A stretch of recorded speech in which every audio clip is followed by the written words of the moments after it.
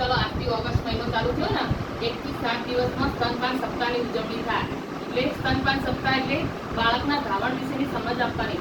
તમે સગર્ભા માતા છો ને, તમને પૂરા મહિના બેઠા, હવે તમારી ડિલિવરી સમય નજીકમાં છે, ગમે ત્યારે આજે કે કાલે તમારી ડિલિવરી થશે.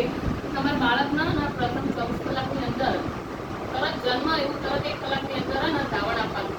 ધાવણ સિવાય બીજું કશું ગળ ફૂટી કે કશું આપવાનું નહીં. અને બાળકના જબડાઓ ત્યારે એક બાજુનું ધાવણ બધું ખાલી થઈ જાય, પછી બીજી બાજુ દોડાવે, બીજી બાજુ ખાલી થઈ જાય. વારાફરતી બંને સ્તનમાં બાળકને જબડાવવાનું. જો તમને બાળકને જબડાવવાની રીત આપીએ સાચી, કોઈ પણ ગળ ફૂટી તો એવું કશું આપવાનું નથી. ઓનલી ફક્ત ધાવણ જ આપવાનું બાળકને. બરોબર?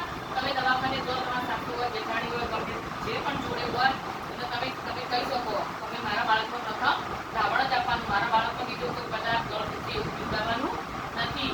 શું કીધું?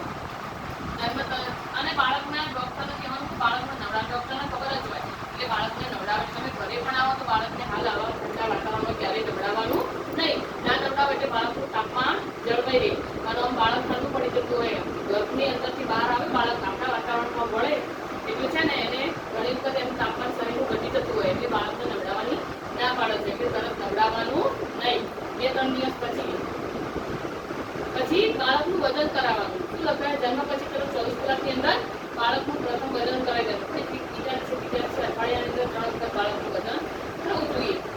પછી તમે થોડું મોટું થાય એટલે આંગણવાડીમાં લઈને આવી શકો. એટલે આંગણવાડીમાં તો દર મહિને વજન થવાનું જ છે. એવી રીતે બાળક તમારી ડિલિવરી દરમિયાન તમારે સ્વચ્છતા રાખવાની, ચોખ્ખાઈ રાખવાની, તમારા કપડાં રોજ નાવું ધોવું.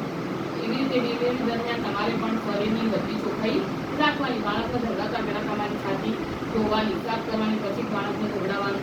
બાળકને ધોવડાવવા તમારે ડિલિવરી આવી જાય એટલે અમે તમારા ઘરે આવીશું તો બાળકને સાથે ધોવડાવવાની રીત કેવી એ તમને અમે શીખવાડીશું.